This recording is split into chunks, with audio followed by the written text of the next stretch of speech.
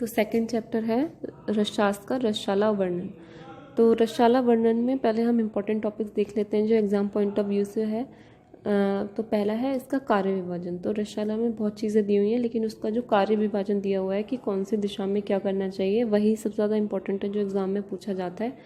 तो ये 5 या 10 मार्क्स में भी आ सकता है क्योंकि पैटर्न बदलता रहता है। उसके बाद है रस और रसायन के भेद है जो 2 मार्क्स में या 5 मार्क्स में ये क्वेश्चन पूछा जा सकता है। तो सबसे पहले हम देख लेते हैं कि रसशाला है क्या। तो बेसिकली अगर सिंपल लैंग्वेज में हम देखते हैं तो रसशाला एक लैब है जहाँ पे हम पारद से जुड़े हुए एक्सपेरिमेंट करते हैं। तो एक अच्छी लैब होने के लिए उसमें चाहिए कि हम वहाँ पे अध्ययन कर सकें, पढ़ सकें। पढ़ने के बाद हम क्या करेंगे, प्रयोग और अभ्यास कर सकें, और उस प्रयोग और अभ्यास यानी वो एक्सपेरिमेंट करने के बाद हम कोई औषध का निर्माण यानी कोई मेडिसिन को बना सकें।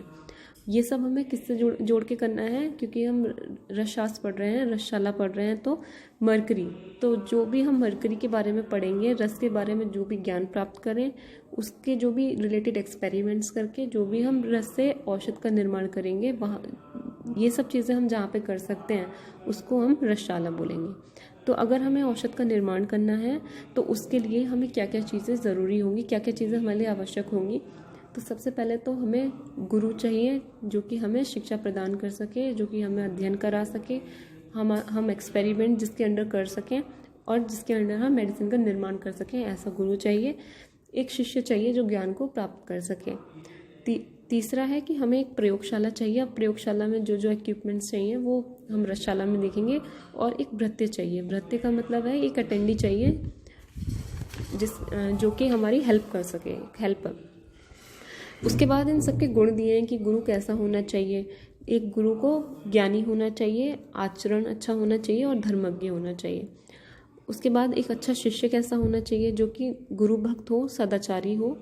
और भृत्य कैसा होना चाहिए, जो शिष्य से ज़्यादा मेहनती हो और स्वामी भक्त हो। तो शिष्य से ज़्यादा मेहनती इसलिए बोला गया है क्योंकि उसी के अंडर शिष्य सारे काम करेंगे, तो उसे शिष्य से ज़्यादा मेहनती होना चाहिए। और रसशाला को रसमंडप भी कहा गया है, तो ये रसमंडप के नाम से भी आ जाता है, इसलिए हमें इसमें कंफ्यूज नहीं होना है। उसके बाद इसमें दिया है कि एक अच्छा शिष्य कैसा होना चाहिए, अयोग्य शिष्य के लक्षण भी दिए हैं, वो भी एक बार हम देख लेंगे। इससे ज़्यादा तो जैसा कि मैंने आपको बताया कि एक आदर्श रसशाला में क्या होना चाहिए, जहाँ पे टीचिंग, एक्सपेरिमेंट और औषध का निर्माण तीनों चीज़ें हम सही से कर सकें। मतलब अध्ययन कर सकें, अध्ययन से हम एक्सपेरिमेंट कर सकें और उसके बाद औषध निर्माण करें, वो होगी आदर्श रसशाला। अब आपको किसी भी चीज़ का निर्माण करना है तो आपको क्या क्या चाहिए होगा। तो रसशाला के निर्माण के लिए सबसे पहले आपको एक स्थान चाहिए होगा। उसके बाद स्थान पे जिससे हम भवन बना सकें तो भवन। तीसरा है कार्य विभाजन। मतलब अगर हम रसशाला बना रहे हैं, उसमें हमें किसी ड्रग का निर्माण करना है तो हमें ये चाहिए कि अलग अलग प्रोसीजर होंगे, अलग अलग स्टेजेस होंगी, उसके लिए कार्य विभाजन मतलब अलग अलग जगह पर अलग अलग प्रोसीजर्स हम कर सकें।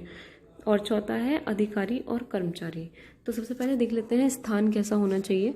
तो अगर हम स्थान की बात करें तो वो आतंक रहित होना चाहिए, मतलब शांति होनी चाहिए, तभी तो वहाँ पे कोई अध्ययन करेगा और काम कर सकेगा। पूर्व दिशा में होना चाहिए और उमा महेश का मंदिर होना चाहिए कि स्थान पवित्र होना चाहिए, मनोरम स्थल होना चाहिए और वहाँ पे औषध जो है वो आसानी से उपलब्ध हो सके हमें, तभी तो हम पारद से औषधि का निर्माण करेंगे। उसके बाद है कि भवन कैसा होना चाहिए, उसकी ऊंची दीवारें होनी चाहिए और चारों दरवाजे होने चाहिए उसमें, यही है। फिर कार्य विभाजन है, हम बाद में देखते हैं, ये इम्पॉर्टेंट है क्योंकि फिर अधिकारी कैसा होना चाहिए कि वो फार्मासिस्ट होना चाहिए, उसको रस के बारे में सब पता होना चाहिए और उसको वनस्पति के बारे में भी पता होना चाहिए, खनिज के बारे में भी पता होना चाहिए। क्यों? क्योंकि मैंने आपको बताया था कि हम रस से जो भी औषधि का निर्माण करेंगे उसमें हमको वनस्पति या खनिज द्रव्य इन सब की हमें आवश्यकता पड़ती है। फिर है कर्मचारी। कर्मचारी कैसा होना चाहिए, जो सहायक हो, जो एक बल साधक, मतलब कि वो सिक्योरिटी गार्ड की तरह भी यूज़ हो सके और एक अटेंडी भी हो अच्छा। तो उसके बाद ये जो सबसे इम्पोर्टेंट टॉपिक है इसका कार्य विभाजन जो होता है रसशाला का, ये मैंने एक चार्ट की फॉर्म में बना दिया है क्योंकि ईजी रहेगा याद करने के लिए। तो जो दिशाएं दी गई हैं ये पदार्थ विज्ञान में तो पढ़ा ही होगा आपने। अब इसमें 8 दिशाओं को लेके हमें रसशाला का पूरा वर्णन करना है कि कौन सी दिशा में रसशाला में हमें कौन कौन सा कार्य करना चाहिए। तो ये उत्तर के बाद ईशान कोण, ये सब पहले है तो आपको ये सब तो याद होगा ही, नहीं है तो आपको ये सारी याद करनी पड़ेगी तभी लिख पाएंगे। तो सबसे पहले तो हम शुरू करेंगे पूर्व दिशा से। तो पूर्व दिशा में सबसे पहले हम रस भैरव की स्थापना करेंगे। उसके बाद हम चलेंगे, पूर्व दिशा के बाद आता है आग्नेय कोण। अब आग्नेय कोण में अगर आप देखेंगे तो नाम से ही आपको पता चल रहा है आग्नेय कोण है, तो इसमें सबसे पहले हम अग्नि कर्म करेंगे। फिर दक्षिण दिशा में अगर आप देखेंगे तो दक्षिण दिशा में कूटने और पीसना, यानी कूटना और पीसना जो भी है पारद या फिर औषधियों का, वो करेंगे। फिर नृत्य में छीलना और काटना। फिर हम चलेंगे पश्चिम की तरफ, तो पश्चिम में प्रक्षालन और धोना। फिर वायव्य में चलेंगे, तो जैसे कि नाम से ही है वायव्य, तो वहाँ पे हमें जो भी औषधि निर्माण करेंगे या जो भी है सुखाएंगे। फिर उत्तर दिशा में धातुवेद। अब धातुवेद से आप ये समझ सकते हैं कि जो भी हम अलग अलग चीज़ों से पारद का ऐसा संस्कार करें कि कोई भी वस्तु से छू के स्वर्ण बनाने का जो है उसमें सामर्थ्य आ जाता है, कि पारद जिसको भी छू ले वो वस्तु स्वर्ण बन जाए, उसको कहते हैं धातुवेद।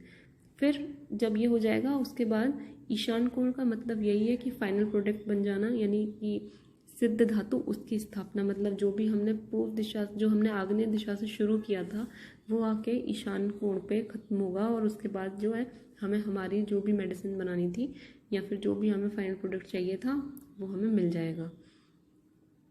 तो यही सबसे इम्पॉर्टेंट है इसमें। उसके बाद अगर हम देखें कि रसशाला में क्या क्या उपकरण चाहिए होते हैं, तो इसमें बहुत उपकरण दिए हैं, आप कोई भी 10 याद कर सकते हैं। वैसे तो नहीं कभी पूछा है, लेकिन फिर भी अगर रसशाला में आ जाए तो ये आप लिख ही सकते हैं। थोड़ा स्पेस बढ़ी जाएगा, कुछ मैटर आपको मिल ही जाएगा लिखने के लिए।